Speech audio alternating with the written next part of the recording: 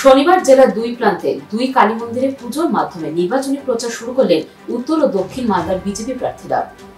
মালদা জেলার দুই বিজেপি প্রার্থী কালী মন্দিরে পুজো দিয়ে ভোটের প্রচার করেন। শনিবার সকালে রতুয়া 2 নম্বর ব্লকের অন্তর্গত গোবরজনা কালী মন্দিরে পুজো দেন উত্তর মালদা কেন্দ্রের বিজেপি প্রার্থী খগেন মুর্মু।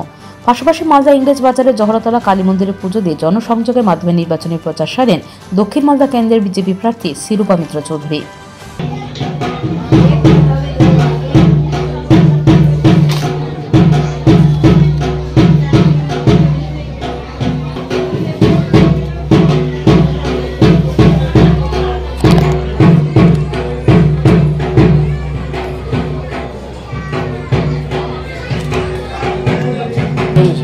বিকট দশনা রক্ত বর্ণা গলের উধির চর্চিতা চতুর্ভুজা লৌল জিভা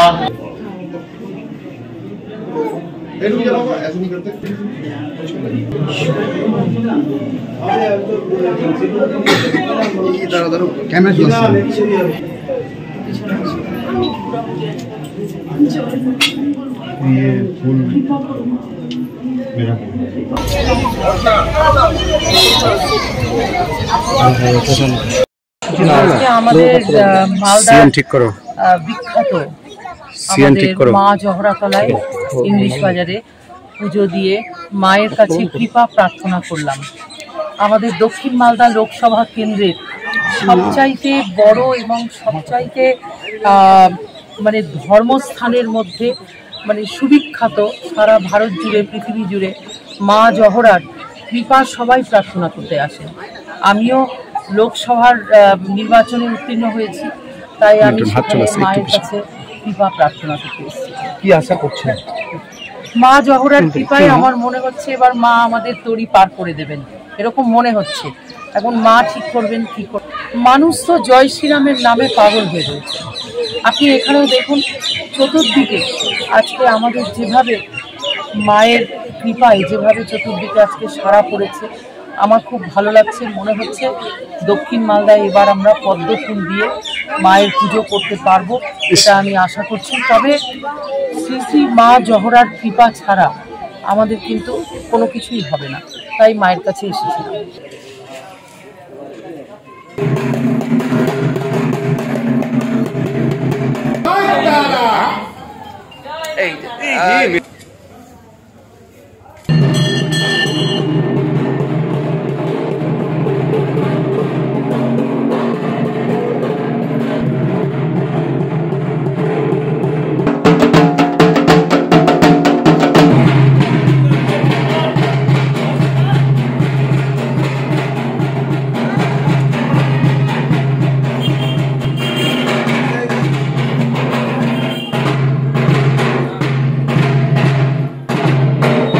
Welcome, welcome, welcome. Khagen Murmu welcome.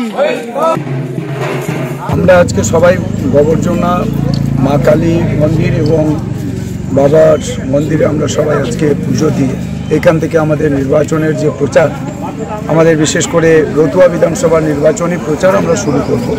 আমাদের সমস্ত এখানকার পদাধিকারী যারা আছেন, আমাদের অর্ধেন্দু আছেন, আমাদের হচ্ছে শিবেন্দা আছেন, এছাড়া এখানকার আমাদের পার্থ সারথী দাস উনিও আছেন, আমাদের সমস্ত কার্যকর্তা পদাধিকারীরা আছেন।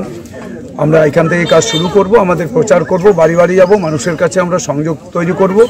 অর্থাৎ আমাদের দেশের প্রধানমন্ত্রী নরেন্দ্র মোদীজি বিগত 10 বছরে যে সমস্ত উন্নয়নমূলক কাজ করেছেন, মানুষের জন্য সমস্ত রকমের পরিষেবার যে সমস্ত সুযোগ সুবিধা মানুষের কাছে পৌঁছে দিয়েছেন, রাষ্ট্রের অধিকার মানুষের কাছে পৌঁছিয়েছেন, এই কাজগুলো যা হয়েছে সেটাই আমরা মানুষের কাছে তুলে ধরব। আমাদের দেশের প্রধানমন্ত্রীর লক্ষ্যই হচ্ছে আমাদের দেশকে বিকশিত দেশ হিসেবে তৈরি করা, অর্থাৎ বিকশিত ভারত তৈরি করার ভেতর দিয়ে আমরা 2047 সালে ভারতবর্ষ হচ্ছে বিশ্বগুরু হবে। এই লক্ষ্য নিয়ে আমাদের দেশের প্রধানমন্ত্রী সমস্ত মানুষের কাছে সমস্ত মানুষের সহযোগিতার তিনি প্রয়াস চালিয়ে যাচ্ছেন।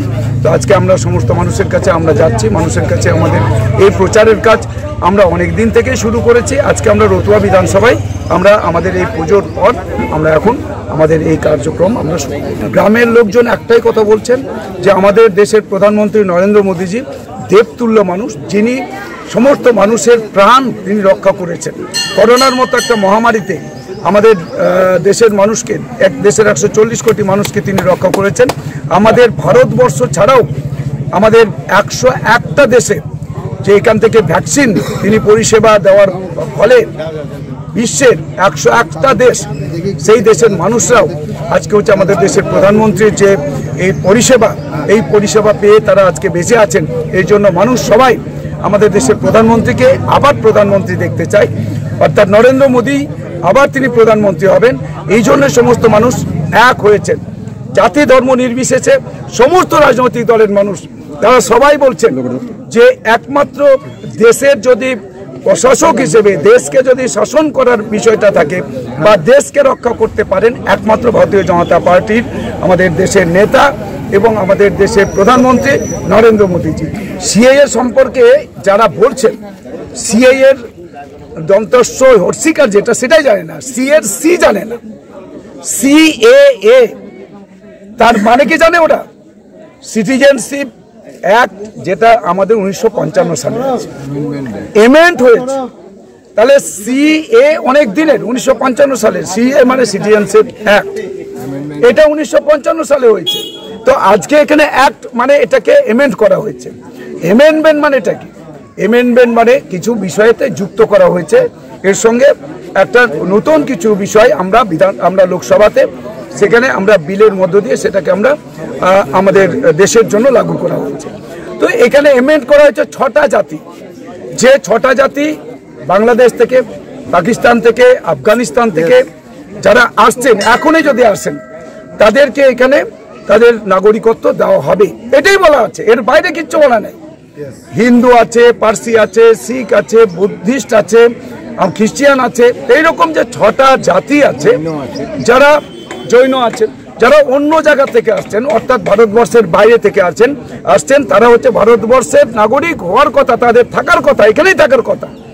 ওরা অন্য জায়গায় ছিলেন, ওরা যখনই আসবেন তারা তো ভারতবর্ষে হিন্দু রাষ্ট্রে ওরা তো এখানে নাগরিকত্ব পাবেন। শুধু এখানে হচ্ছে যে মুসলিমরা যদি এখন আসে তাহলে নতুন করে এখানে নাগরিকত্ব দেওয়া হবে না। এখানকার যে মুসলিমরা আছেন, যখন জিন্না নেহরু সাহেব তারা যখন দেশ ভাগ করেছিলেন, তারাই তো বলেছিলেন দেশ ভাগ করার পেছনে তো ওরাই দায়ী। জিন্না এবং নেহরু সাহেব কেন দেশকে ভাগ করেছিলেন? আমার ব্রহ্মদেশ একটাই তো দেশ ছিল, পাকিস্তান করলেন, আমাদের হিন্দু রাষ্ট্র করলেন, একদিকে বললেন হিন্দুস্তান, একদিকে করলেন পাকিস্তান। ওই সময় তো বলেছিল যারা হিন্দুস্তানে যে সমস্ত মুসলিমরা আছে ওরা পাকিস্তানে যেতে পারে, পাকিস্তানে যে সমস্ত হিন্দুরা আছে ওরা আমাদের হিন্দুস্তানে আসতে পারে। সেই সময় যারা আসা যাওয়া করেছেন, চলে গেছেন, চলে এসছেন, এসে গেছেন। কিন্তু যারা এখানে মুসলিমরা আছে, একটা মুসলিমকেও কোথাও যেতে হবে না। এটার জন্য সিএএ তে কাউকে যেতে হবে না। এনআরসি হলেও কোনো মুসলিমকে ভারতবর্ষ থেকে যেতে হবে না, সবাই এখানেই থাকবে, ওরা এখানকার নাগরিক। আর সিএএ তে যেটা বলা আছে, এখানে কোন রকম বাপ ঠাকুর দাদার, এই যে বলছে না বাপ ঠাকুর দাদার, তাদের নাকি এখানে বার্থ সার্টিফিকেট লাগবে। কোথায় বার্থ সার্টিফিকেট লেখা আছে? সবার কাছে ওপেন আছে ফর্ম, আপনারা ফর্মটা দেখুন। মমতা ব্যানার্জি যে কত মিথ্যা করে বলছে তৃণমূলরা, যে কোথায় লেখা আছে বার্থ সার্টিফিকেট লাগবে ঠাকুরদার বা তার আরো আগের কোনো তার হচ্ছে পিড়ির পর পিড়ি, কোথায় লেখা আছে? এই সমস্ত মিথ্যা কথা বলে, মিথ্যাচার করে করে এতদিন মানুষকে বোকা বানিয়েছে। মানুষ আর পশ্চিমবাংলার মানুষ বোকা নাই, মানুষ জানে। মুসলিমরা এখন বুঝতে পারছে যে শুধু ভোট ব্যাংক রাখার জন্য মুসলিমদের ভয় দেখানো হচ্ছে, কোনো মুসলিমের কাজ হয় না। তাহলে বকটুয়ে পুড়িয়ে দেওয়া হয়েছে মুসলমানদের পুড়িয়েছে তৃণমূল কংগ্রেস। ওখানে হচ্ছে যে এই যে আমাদের হচ্ছে সন্দেশখালীতে যা হচ্ছে, কেন ওখানে হচ্ছে সমস্ত তৃণমূল কংগ্রেস করে, ওদের উপরে কেন আক্রমণ হচ্ছে? মায়েরা বাইরে বেরিয়ে তারা বলছেন যে আমাদের ইজ্জত লুট করা হচ্ছে রাতের পর রাত। মায়েরা বলছেন, আমার কথা না, তৃণমূল কংগ্রেস এগুলো করছে। শাহজাহান শেখের সঙ্গে সমস্ত গুন্ডাবান্না যারা হচ্ছে তৃণমূল কংগ্রেস করে। মমতা ব্যানার্জি ওখানে হচ্ছে চোখ নেই, উনি দেখতে পাচ্ছেন না কি ঘটছে গোটা পশ্চিমবাংলায়। মায়েরা আজকে হচ্ছে সুরক্ষিত নয়, আমাদের বেকাররা কাজ পাচ্ছে না, কৃষকদের কিষাণ সম্মান নিধি যোজনার টাকা দেওয়ার জন্য মোদিজি টাকা নিয়ে বসে আছেন। কেন এখনো পর্যন্ত 73 লক্ষ কৃষকের নামের তালিকা তিনি পাঠাচ্ছেন না? মাত্র 42 লক্ষ কৃষকের নামের তালিকা পাঠিয়েছেন, সেটাই পাচ্ছে। তাহলে 31 লক্ষ কৃষককে আজকে বঞ্চিত করছেন। সারা রাজ্যে যে মানুষগুলো বঞ্চিত হচ্ছেন, মানুষ লুট হচ্ছেন সব দিক থেকে, তো এই লুটের পেছনে তো তৃণমূল কংগ্রেস সব আছে, এরাই তো লুট করাচ্ছে, এরাই লুট করছে।